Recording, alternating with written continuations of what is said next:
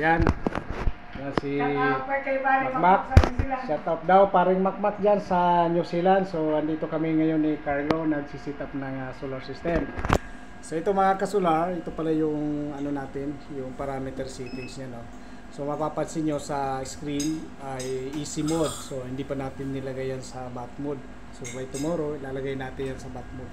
Kasi medyo mahina ngayon yung araw, kaya ganyan lang yung settings mo lang yan. Yung battery natin, mayroon tayong 26.6 volt, 87%.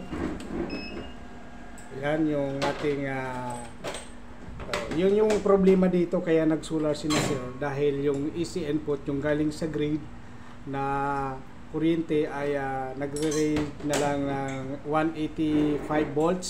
Yan, pero 630 siya, 185 volts siya, kaya hindi niya kaya paganahin yung aircon.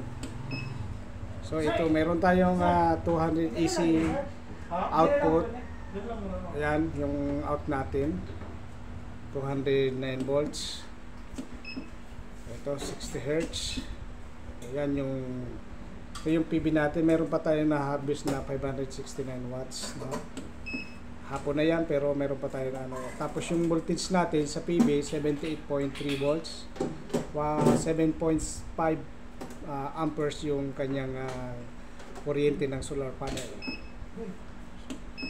So ayan, 53 yung kanyang temperature.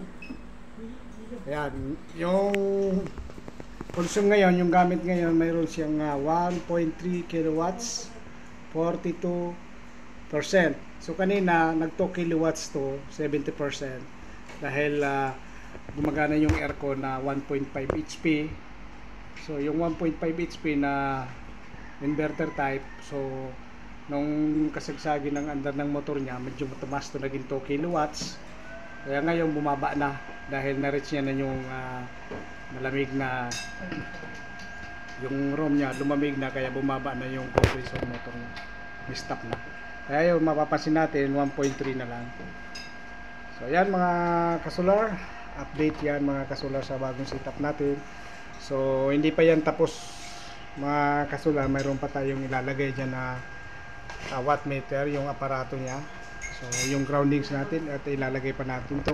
Mayroon tayong solar panel na apat na 430 watts at magdadagdag pa tayo ng tatlong solar panel na 500 watts para dito sa isang off-grid na 3 kilowatts inverter. Ito po mga kasular, yan. Ito yung controller natin at yung one solar na 3 kilowatts, 24 volts. Off-grid to mga kasular, so hindi siya hybrid. Kaya meron tayong controller na gagamitin. So, yung sa muli, yung battery niya po, blue carbon na dalawang 12 volts at nakaseries na. So, 24 volts na po siya mga kasular. Yan. Maraming salamat. This is Bindi Padit Vlog. Sa muli, thank you very much.